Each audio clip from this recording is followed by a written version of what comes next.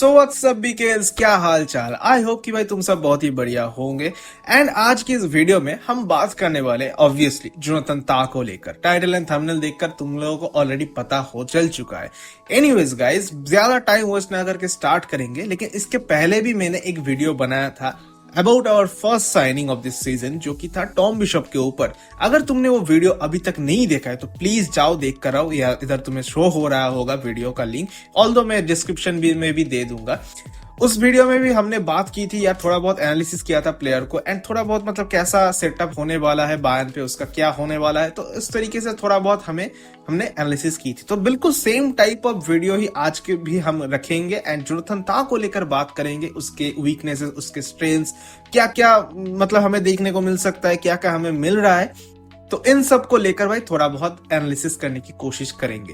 तो anyways start करते हैं। तो सबसे पहले यार जानना पड़ेगा यार, देखो जोनाथन ता एक एक्सपीरियंस्ड बुंदेसलीगा डिफेंडर है, क्योंकि बहुत सालों का एक्सपीरियंस है बुंदेसलीगा में खेलने का। एंड बुंदेसलीगा में एचएसबी से स्टार्ट करके भाई लेवरकुशन पे 10 साल बिता चुका है। 2015 से भाई 2025 तक 10 साल बिताया है इस बंदे ने लेवरकुशन पे। एंड उसके बाद एट द एज ऑफ 29 वो फाइनली आ रहा है बायर्न पे, वो भी फ्री ट्रांसफर पे। अब ये एक्चुअल में फ्री ट्रांसफर बोल तो रहे हैं, लेकिन एक्चुअल में ये फ्री हो नहीं रहा है। अब देखो मतलब लेवरकुशन ने 5 मिलियन का डिमांड की है। अब इस सिचुएशन को समझने के लिए हमें थोड़ा बहुत समझना पड़ेगा ट्रांसफर टैक्टिक्स को। देखो यार, जो भी प्लेयर फ्री में आता है, मतलब अगर कॉन्ट्रैक्ट खत्म हो जाता है किसी क्लब के साथ और अगर वो रिन्यू नहीं करता है, तो फिर दूसरा क्लब उसको फ्री में साइन कर सकता है। तो ऐसा ही कुछ सिचुएशन हुआ था लेवरकुशन के साथ। इस महीने का एंड तक यानी 31 जून तक भाई उसका कॉन्ट्रैक्ट है। तो ऑब्वियसली बात है 1 जुलाई से हमने उसको साइन किया है एंड 1 जुलाई से वो हमारा प्लेयर बन जाएगा। लेकिन अभी क्लब वर्ल्ड कप आने वाला है एंड 15 जून से भाई वो क्लब वर्ल्ड कप स्टार्ट होने वाला है। तो ऑब्वियसली हमें भाई 15 दिन पहले चाहिए जोनाथन ता। तो इसीलिए ये 15 दिन पहले डिलीवरी करने के लिए भाई लेवरकुशन एक एक्स्ट्रा फीस मांग रहा है, जो है 5 मिलियन से भी ज्यादा। एग्जैक्ट फीस तो पता नहीं है, लेकिन ऐसा ही कुछ मांग रहा है, जो कि मेरे हिसाब से बहुत ही मतलब ज्यादा है, हमें नहीं देना चाहिए। लेकिन कंसीडरिंग ऑल द सिचुएशन, भाई देखो किम मिन जाए तो भाई आउट हो चुका है क्लब वर्ल्ड कप से, तो वो तो नहीं खेल पाएगा, वो तो नहीं कम बैक कर पाएगा। एंड मुझे भी नहीं लगता कि यार उसको खिलाकर रिस्क लेना चाहिए, तो यार उसको रेस्ट दो प्रॉपर। तो फिर हमारे पास बचता है भाई उपमिकानो, स्टैनिसिच, और कोई नेचुरल सेंटर बैक है नहीं। ऑब्वियसली यार हमने एरिक डायर को भी मतलब मोनाको पे भेज दिया एंड मोनाको भी नहीं चाहता कि यार उसको क्लब वर्ल्ड कप में शामिल होने दे। आई ऑल्सो डोंट नो कि भाई अभी क्या होने वाला है एरिक डायर के साथ। हो सकता है कि हम मैनेज कर पाए। अगर हम मैनेज कर पाते हैं एरिक डायर को, देन भाई एरिक डायर विल मतलब इनफ हो जाएगा भाई। हमें उस टाइम पे मतलब ता के लिए नहीं जाना चाहिए, वो फीस नहीं पे करना चाहिए। लेकिन अगर एरिक डायर को हम मैनेज नहीं कर पाते for club world cup, then भाई we have to pay this fee and भाई ता को बुलाना ही पड़ेगा 15 दिन पहले। So this is the whole scenario by the way. तो आई डोंट नो यार क्या होगा अल्टीमेट सोल्यूशन, बट यही है सिचुएशन, यही है मेरा पॉइंट ऑफ व्यू। तुम लोगों को क्या लगता है ऑब्वियसली बताना। एनीवेज भाई, जो कुछ भी हो रहा है भाई, देखो हमें एक बुंदेसलीगा का मतलब भरपूर एक्सपीरियंस वाला सेंटर बैक हमें मिल रहा है, क्योंकि इतने सालों से ये बंदा भाई बुंदेसलीगा पे खेल रहा है। एंड अगर तुम देखोगे यार, लेवरकुशन के लिए ये बंदा फर्स्ट 11 में हमेशा से ही रहा है। पिछले इतने सीजन से वो लेवरकुशन में खेल रहा है, तो ऑब्वियसली बात है एक्सपीरियंस की कोई कमी तो है नहीं। अब हमें क्या मिल रहा है एज ए डिफेंडर? देखो यार, फ्री में मिल रहा है ऑब्वियसली, मतलब वो 5 मिलियन का वो जो लोचा है उसको हम बाद में उसको हम साइड में करते हैं, लेकिन हाँ फ्री में मिल रहा है। लेकिन फ्री में हमें एक सॉलिड रिलायबल बंदा हमें मिल रहा है। मैं क्यों ऐसा बोल रहा हूँ, ऑब्वियसली उस पर भी फोकस करेंगे। तो सबसे पहले हम देखेंगे जोनाथन ता का प्लेयर ट्रेड्स क्या है। देखो यार, ये है उसका प्लेयर ट्रेड्स, जो कि भाई तुम देख सकते हो। टचेस भाई 86% एक्यूरेसी है, शॉट्स अटेम्प्टेड 84%, गोल्स 77% उसका कन्वर्शन रेट है। डिफेंसिव एक्शंस उसका थोड़ा वीक है, 17% दिखा रहा है, जो भी दिखा रहा है। एंड एरियल डुएल्स 59% दिखा रहा है। ये और भी बेहतर हो सकता है। ऑल्दो मतलब मैंने जितना पर्सनली देखा है उसको लेवरकुशन पे, मुझे लगता है कि यार एरियली ये बंदा सॉलिड है, और भी बेहतर हो सकता है। That's the thing. And chance creation की बात अगर करो, वो भी बहुत कम है। मतलब ये बॉल प्लेइंग डिफेंडर तो है नहीं, इतना हमें समझना पड़ेगा। We need a ball playing defender. Obviously हम सबको पता है कि यार हमारे पास वो बॉल प्लेइंग डिफेंडर है ही नहीं, लेकिन अभी फिलहाल हमारे पास और कोई ऑप्शन मिलेगा नहीं। एंड ये जोनाथन ता भी एक बॉल प्लेइंग डिफेंडर तो नहीं है। एनीवेज हम थोड़ा बहुत टैली करेंगे। जो हमारा मतलब डिफेंडर था एरिक डायर, उसके साथ मैंने एक ग्राफ प्लॉट किया है इधर, एंड तुम देख सकते हो कि यार कुछ मामलों में Eric Dier was the better one. चाहे तुम बॉल कैरी की बात करो, चाहे तुम पासेस की बात करो, चाहे तुम प्रोग्रेसिव पासेस की बात करो, इन सब मामलों में ना Eric Dier was better side. लेकिन अगर तुम ता का ग्राफ देखोगे तो फिर तुम देख सकते हो यार एरियल ये बंदा बेहतर है, डुएल्स विनिंग में भी थोड़ा बहुत बेहतर है, फॉरवर्ड पासिंग्स में भी वह बेहतर है, कैरी बहुत ज्यादा ये करता नहीं है। क्योंकि हमने देखा यार लिवरकुशन के जो 3 बैक सिस्टम में जब वो खेलता था जोनाथन ता, उसके पास में भाई तपसोवा जैसा प्लेयर्स था, एनकैपिया जैसे प्लेयर्स था, तो फिर वो लोग as a ball playing defender play करते थे। तो फिर ऑब्वियसली जोनाथन ता को उस तरीके से मतलब ball play as a ball playing centre back utilise नहीं किया है। अब बायर्न पे क्या होगा आई डोंट नो, हो सकता है यार कंपनी उसको भी as a ball playing centre back use करे, ये हो सकता है, ये उसके लिए हमें भाई वेट करना पड़ेगा। लेकिन अभी जितना स्टैट्स भाई हमारे पास है उसके अकॉर्डिंग भाई एरियली ये बंदा स्ट्रांग है। ऑब्वियसली मैंने देखा है बहुत बार, एंड जितना स्ट्रांग मतलब हमें पता है यार एरिक डायर भी बहुत स्ट्रांग था एरियली। सो कहीं ना कहीं से मुझे लगता है यार एरिक डायर जैसा ही स्ट्रांग होगा या फिर स्टैट के अकॉर्डिंग तो उससे भी बेहतर है। तो ऐसा एक हमें एक मिलने वाला है एक डिफेंडर। देखो इतना तो मुझे मतलब मैं भी उतना ज्यादा हाईली रेट कर नहीं रहा था कुछ दिन पहले तक, लेकिन अभी मुझे लग रहा है कि यार देखो जोनाथन ता ना हमारे लिए एज ए बैकअप नहीं, एक सॉलिड बंदा हमारे लिए बनेगा, जिसपे हम ट्रस्ट कर सकते हैं, ऐसा बनेगा। बहुत क्रेजी ट्रांसफर नहीं होगा, लेकिन भाई मेरे लिए एक डिसेंट बंदा ये बन सकता है। सो ऑब्वियसली बात है, ये तो मेरा मतलब ओवरऑल एक थॉट है, एक जनरल थॉट है। अब क्या होगा एक्चुअल में वो तो मैच के बाद ही पता चलेगा। एनीवेज हम थोड़ा बहुत अगर देखेंगे सोफा स्कोर पे अगर हम जाएंगे तो उसके अकॉर्डिंग अगर जोनाथन ता के एट्रीब्यूट्स देखेंगे तो फिर तुम देख सकते हो डिफेंसिवली बंदा सॉलिड है, 73% का उसका डिफेंसिव एक्शंस है। अटैकिंग वाइज भाई बहुत ही वीक है 40%। तो ऑब्वियसली यार एक डिफेंडर को आप कितना ही मतलब अटैकिंग नेचर बनाओगे, हम इंटर मिलान तो है नहीं एंड हमारे कोच तो सिमियोने इंजागी है नहीं, तो फिर उन सब चीजों को साइड में रखते देखो यार बेहतर हो सकता है। और भी मैंने जिस तरीके से बोला ये डिफरेंट सिस्टम पे खेलने वाला है लिवरकुशन से। लिवरकुशन पे एक 5 बैक का फॉर्मेशन रहता था, हमारे इधर भाई एक 2 बैक का भाई फॉर्मेशन रहेगा ultimately on the ball position पे।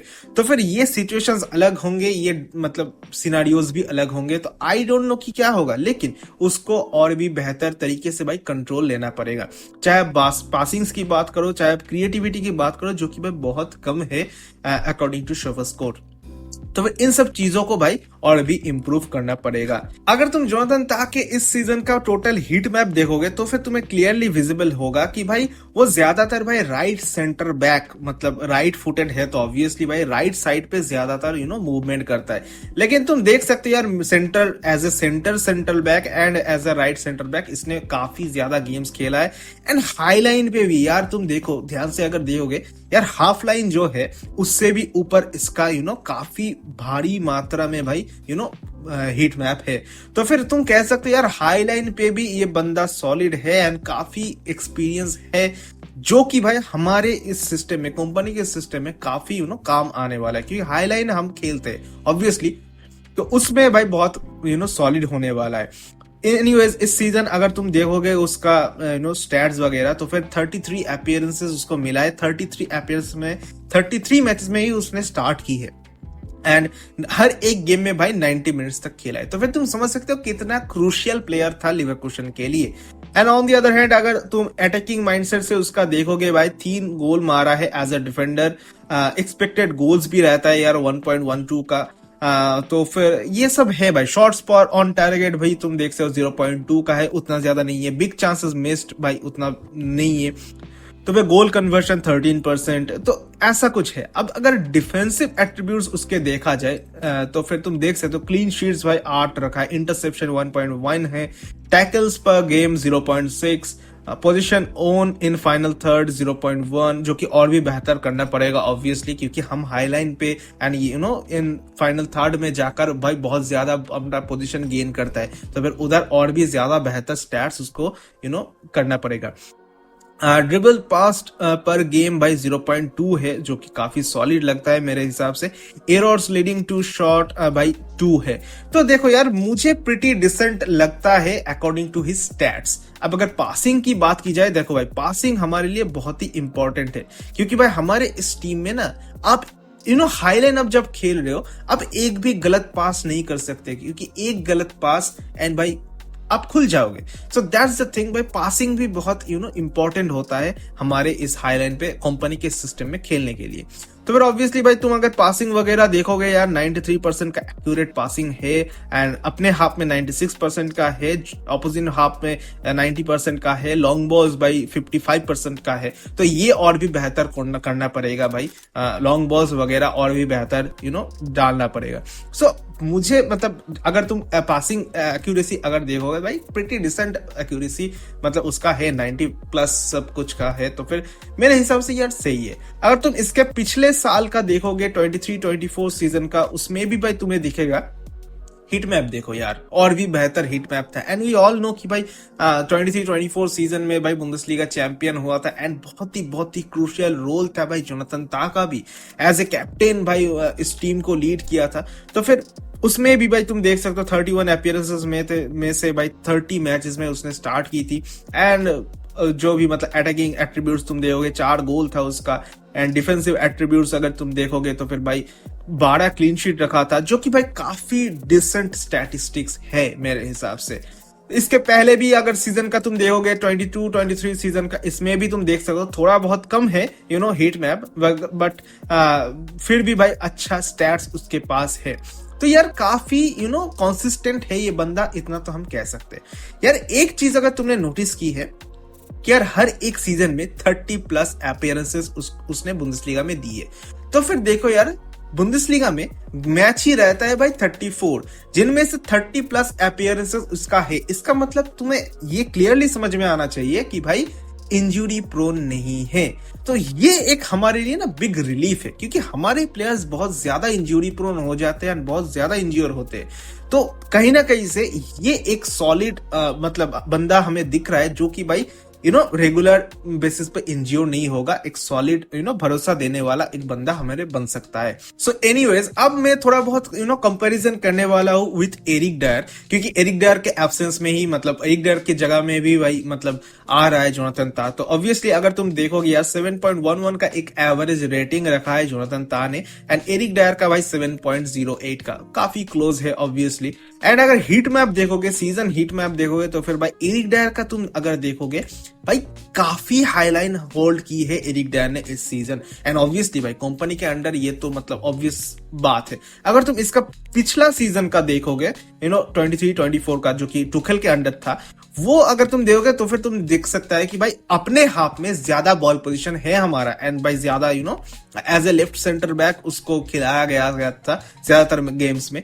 तो फिर वो एक अलग स्टोरी था। लेकिन इस सीजन में ऑब्वियसली हमें कंपनी का सीजन ही कंसिडर करना पड़ेगा, क्योंकि कंपनी ही मैनेजर रहेगा ऑब्वियसली। तो फिर इस सीजन तुम देख सकते हो as a right centre back भाई काफी सारे मैचेस खेला है, एंड भाई काफी बेहतर हमारा हीट मैप है एरिक डायर का। अब हम एक्चुअली डायरेक्टली इसको कंपेयर नहीं कर सकते, क्योंकि यार जोनाथन ता एक 3 सेंटर बैक सिस्टम पे खेलता था, एंड एरिक डायर एक 2 सेंटर बैक सिस्टम पे खेलता था। तो ऑब्वियसली भाई एरिक डायर का रिस्पॉन्सिबिलिटी बहुत ज्यादा होता है कंपेयर टू जोनाथन ता।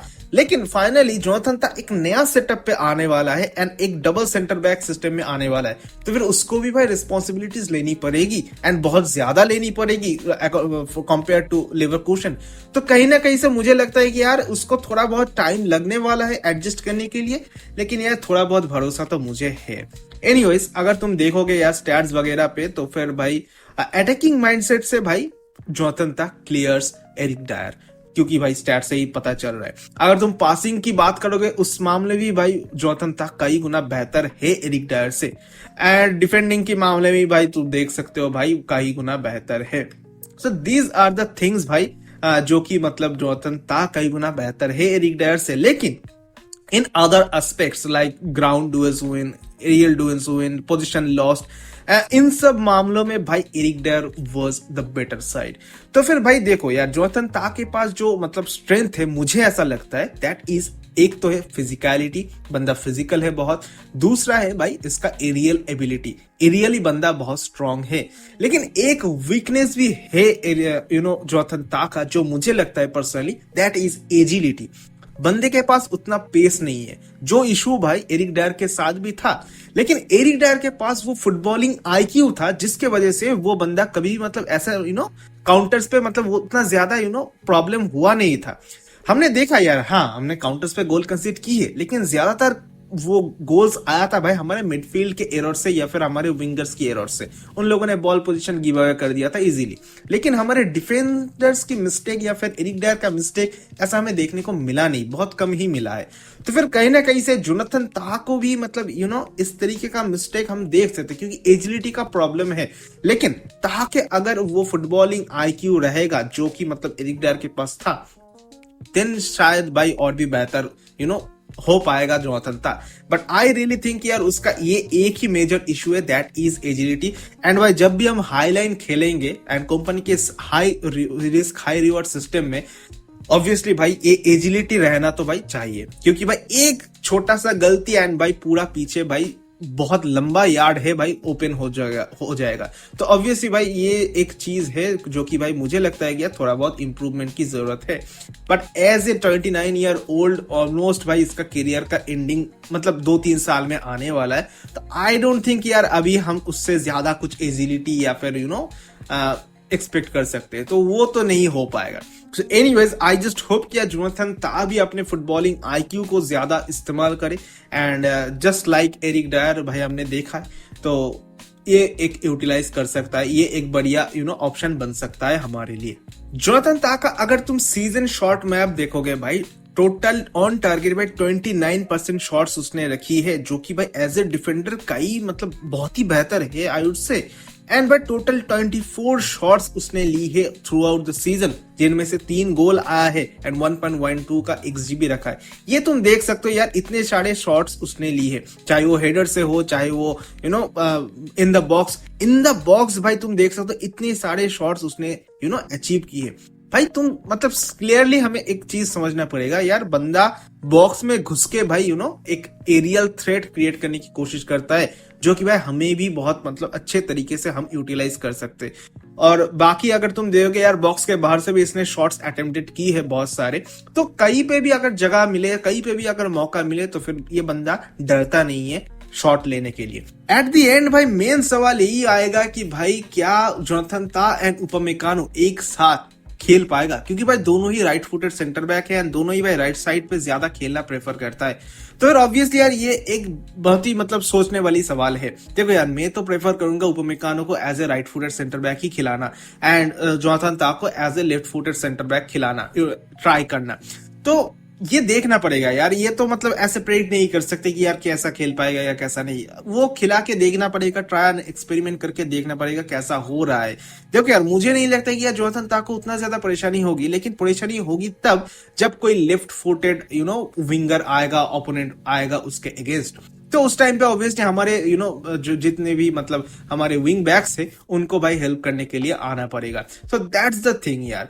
अब अगर तुम कंपेयर करोगे किम मिन जाए को इसके साथ, तो भी तुम देख सकते हो यार काफी सिमिलरिटीज है। एंड कुछ मामले में भाई देखो, एरियली अगर तुम देखोगे यार, जोनाथन ता भाई क्लियर करता है किम मिन जाए को, एंड बॉल कैरी के मामले में भी क्लियर करता है। लेकिन ऑन द अदर हैंड भाई किम मिन जाए के पास भाई प्रोग्रेसिव पासेस एंड डुएल्स वगैरह ये सब भी वो बढ़िया तरीके से ओन करता, मतलब बेहतर है उसका। तो फिर कहीं ना कहीं से तुम ओवरऑल तुम कह सकते हो यार हमारे पास तीनों सॉलिड डिफेंडर आ रहा है, एंड कहीं ना कहीं से इन सब में सबसे बेहतर ऑब्वियसली उपमेकानो है।